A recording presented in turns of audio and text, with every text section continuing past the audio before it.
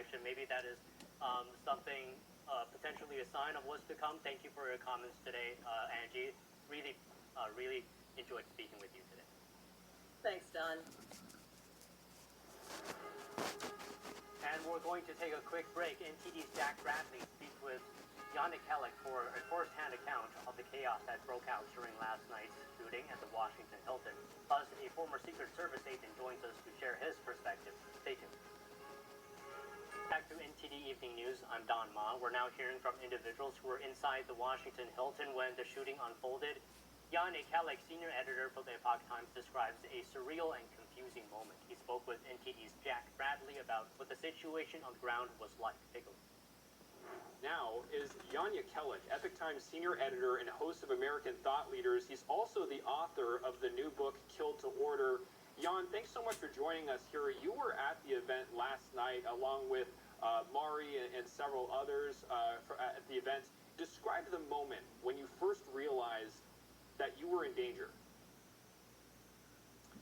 You know, it was kind of a surreal thing because I heard some sounds and I didn't grasp what was happening, quite frankly, immediately. There was someone, it really only started when we heard the words shots fired, and so forth. And so, you know, a number of things happened all at once because I was actually kind of pulled down a little bit by Iris, who was sitting beside me, one of our NTD White House correspondents. And again, the curiosity really was kind of driving me, so I was kind of peeking out, and I saw, first of all, that the president was just kind of watching the scene the whole time, even as, you know, people are starting to go down, even as these SWAT-looking, I would guess they were Secret Service, I don't know for sure, but very kind of people in full tactical gear coming online. I did notice there was a man, one of the Secret Service agents, that kind of jumped out in front of the president. I always kind of wonder about, you know, the people that have that role, because it's quite astonishing that they're able to do that at a moment's notice. I guess it's kind of trained and ingrained in them. And then there's just all this activity happening where you see, you know, I guess again, Secret Service or perhaps others, I understand it was a joint operation between multiple agencies, but they're actually running across the tables towards the main stage, right, where the president and the first lady and Weijia, the president of the White House Correspondents Association, is. So all of this is happening kind of in real time, and as the shot, I think it was shots fired, I can't remember, but, you know, we got everybody suddenly basically just goes down, but it was really only quite a bit after the shots had actually been fired in the first place. I don't think most people realized what had happened. So this is how it's playing out in my mind, at least at the very beginning. And Jan, there was talk that President Trump wanted the show to go on. He wanted to continue his speech there, even amidst all this chaos with Secret Service jumping on tables, knocking over things to get to the president and to the cabinet members. Talk to us a bit about what that was like. Did you actually think that this was going to go on, considering what had just taken place? You know, I actually did, because I think it seems like President Trump has this kind of MO, I guess. He doesn't want to see these. You could think of this as a sort of a extreme form of heckler's veto, and I don't think he likes to give in to such things or allow an event to basically be shut down by someone who, you know, tries to ruin it and kind of prevent what's being said or what's about to be said from being said, right? This is a very pro-free speech administration. So, I mean, the president of the White House Correspondents Association, Weijia Jiang, she came out actually on 2 occasions and reiterated that the show is going on. It's going to happen. I was not necessarily surprised. I mean, I didn't know what would happen exactly, but I was kind of, I guess, kind of expecting that this is how it would play. At the same time, in the end, of course, we were alerted that a different decision had been made. From what I learned, right, apparently it was going to take 4 or 5 hours to basically secure the space, and I think ultimately the president decided that it didn't make sense to do that, and I think we've now rescheduled for 30 days afterwards. But I mean, just kind of an astonishing series of events, and really, and the shooting, actually it happened outside of the main room, and I think that's something to understand as well. It's kind of muffled, so I really think it took quite a while for most of the people in the room to grasp what had happened. Here, we want to talk to you more about this event and what people were talking about when the shooting went down in there. Can you describe for us the moment the shooting happened? So I think I talked a little bit about how the shooting, when the shooting actually happened, it was, I really don't think much activity was happening at all. There was some activity that started happening on the stage, right? And it was really only after, there was kind of this pregnant pause, if you will, right? And then I think if I recall correctly, someone's right, shots fired, and that's the moment when everyone starts going down. So it wasn't all instantaneous, and I truly don't think that most people realize that shots had been fired. Perhaps they have this footage that you're showing right now. The First Lady kind of can see that something really bad is happening. But I don't even know if most people on the stage fully understood what was happening. Afterwards, we went down. I was kind of peeking out, and after a while, you see certain principals being moved out with their entourages. So I remember seeing one of the first was Bobby Kennedy. I didn't see the Secretary of War moved out. I know that happened quickly. Of course, J.D. Vance, I think, was the first. But I did see Bobby Kennedy be moved out through his entourage. We see Kash Patel and his significant other being moved out with their people. Actually, I think Todd Lyons, the ICE director, I saw, as well as Dr. Oz. And in general, people are still kind of largely kind of staying down, and I guess kind of they're slowly starting to rise as the perception of the threat is different. But people are kind of struggling. Remember, this is a room full of correspondents, right? So there's on the one side, there's people feeling like this could be dangerous. On the other side, there's this kind of insatiable curiosity, which I think this is a characteristic of most journalists out there, and certainly was the case for me, because I was mostly thinking about, okay, what's happening, what's going on, how can we actually kind of document this most effectively? I saw you giving real-time updates on. Yeah, absolutely. I mean, you were giving real-time updates from within there. It's amazing that you had some cell reception while that was happening. But as far as you've been to past events like this for the White House Correspondents' Dinner, was it different going inside? There were a lot of protesters shouting profanity as you went inside last night. Was that any different from previous years? It was quite different, and I mean, I actually posted, I think, we went in, we actually got some photos in front of one of the step-in repeats. I was happy to be there with the team, and I said, this is the first time that Donald Trump is there as president, so expect the unexpected. I mean, I didn't know that it would be this unexpected, but in a sense, maybe it's not even that unexpected because of this, kind of pervasive extreme rhetoric that we're seeing in our society. And so, yes, absolutely. As I was leaving, so I walked in without much incident, but as I was leaving after all this, right, I did pass someone who was very deliberately, some people were saying, hey, buddy, you should calm down with this stuff, right? But the guy was yelling, F Trump, this kind of thing. So even after, with full knowledge that something like this had transpired, another assassination attempt, there were people out there that are sufficiently deranged that they were, this is what they were saying. So I mean, I find that deeply troubling. I ran into Senator Deb Fischer on the floor. I went through kind of the main area and just wanted to see who is out there, who would want to say a few words.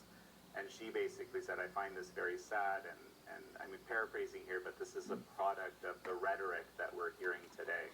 And Yep. I think that's It all comes from the Well, Democrat I wanna politicians get into that a little bit and more. others. We have that rhetoric being pushed. We had James Lindsay on earlier, who Late said night that a lot of it is being host pushed on online, TV. on social media. Our White House correspondent Mari Otsu said that on her Like way Jimmy to the White Fallon. House, just following this incident, she overheard a No, couple teenage Kimball. girls who were saying that they wish the president was shot. What goes through your mind when you hear some sort of, kind of lack of empathy and radicalization going on in the media sphere? So let me offer a little bit of context. So, I've been looking at crimes against humanity and how they manifest. This has just been an interest of mine. My father-in-law was a Holocaust survivor. And, prior to atrocity, okay, this is just a feature, okay, is there's always this aspect of dehumanizing rhetoric that manifests in the society, pushed by typically the powers that be in a totalitarian society, basically to justify elimination of a group of people. So I'm not saying that's what's happening here exactly, but what I am saying is that this type of rhetoric, I'm very familiar with what it sounds like. It's very similar across the board in these extreme situations that have happened around the world. And in fact, you mentioned my book at the beginning, Kill to Order. I often talk about this dehumanization aspect as being central to being able to affect this extreme form of organ trafficking that's happening in China. So what I'm worried about is that type of rhetoric is very much on the uptick in our society writ large, more broadly. And actually, this is facilitated through social media. This was talked about a little bit, but it's just like the very, very structure of social media itself, right? As people kind of get rewarded for saying the most extreme things, and they're also, in many of them, especially when they're very convincing and very sure of themselves, they're connecting with their audiences in a way like you and I might be one-on-one, not through a screen, but they're connecting with millions of people. So there's this kind of like demagoguery gets rewarded aspect, and there's this inherent sort of polarizing effect of social media, which we're seeing. I don't actually know ultimately what the solution to this is fully, because it can't be censorship, because when you have censorship, then you have someone's basically controlling this, and they're going to be sort of have their own agendas that they're kind of promoting through that, right? But it also, if it continues like this, you'll expect to see a very dangerous situation, and I mean emerging increasingly in society. And the most difficult part is that it monetizes, right? It's this the extreme rhetoric is highly monetizable, even across media that are kind of much bigger than kind of individual social media influencers. So this is a broad problem. Now, I did see the president did talk about that this is a moment, basically to foster some sort of unity and so forth. I think that's exactly. I hope that can be manifest. I hope we can use this as an opportunity again, right? Just like ostensibly Butler was that opportunity as well. But I mean, I think we should try to take every possible opportunity at creating this sort of unifying mentality, or this kind of thoughtfulness, not viewing the other person as an existential enemy or something like that. Take the opportunity to foster that and the communication sort of between people with very different points of view. Absolutely. We're all humans at the end of the day, and to try to see each other more as that and look beyond political differences, like what happened in the room where people just saw each other as people and political differences were put aside, according to people who've been there like yourself. President Trump this morning said that the shooter was troubled and had anti-Christian views. Here's him on Fox earlier today. The guy is a sick guy. When you read his manifesto, he hates Christians. That's one thing for sure. He hates Christians, a hatred.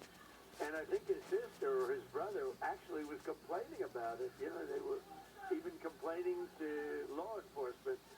So he was a very troubled guy. I guess, Jan, this kind of goes back to what we were talking about earlier about what's driving all of this division. Can you talk to us about your reaction upon hearing this?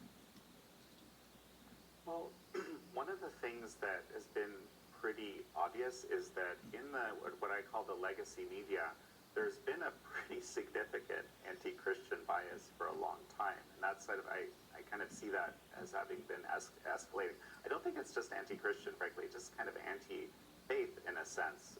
And I mean, there's a whole Religion Communicators Council which observed kind of that most reporting in sort of secular media over years, this is a very, very old organization, decades old. They noticed that there isn't a lot of, sort of normal reporting, that most reporting on religion is actually kind of negative and as if there was something inherently problematic to it. And so they actually award people in secular reporting institutions for reporting normally, fairly on religion for this reason. So I mean, I'm not entirely surprised to hear this, and I mean, this is something that we have to resolve. Absolutely. I mean, our entire traditions are based on a Judeo-tradition background in the U.S. We have a lot of push to bring that back in the U.S. And along with that, this may be an instance to bring unity. President Trump asking all Americans to unite to resolve our differences peacefully. Jan, anything else to add here as far as what can be done to go forward to bring back those uniting principles that bind us together despite political differences? What do you hope to see come of this? If I may mention something, I think a little bit of humility is good, and always to remember. Like I find in these, and I haven't been in an active shooting event before and so forth, but you sense your own mortality somewhat. You realize a bit of humility. There's this one moment I noticed, at the press conference in the briefing room, and there's this moment where Kash Patel gets up, he stands up beside the president, and towards the end, J.D. Vance kind of walks up, and I noticed Kash just kind of deferring to immediately without thinking. It just was like a split second. You'd have to roll the tape to see it. But he kind of defers he says, oh, maybe you should be standing beside the president here, right? And I thought it was a really great kind of moment of a little bit of humility being shown, and it reminded me that this is a moment to try to think about yourself in the world in a little bit more of a humble way, and that will help us all. Jan Jekielek, thank you so much for sharing your insights with us here today. Really appreciate it. The White House says correspondence dinner shooting suspect wanted to target Trump officials. Investigators are reviewing writings that the suspect's family sent to law enforcement minutes before the incident. More news after this break.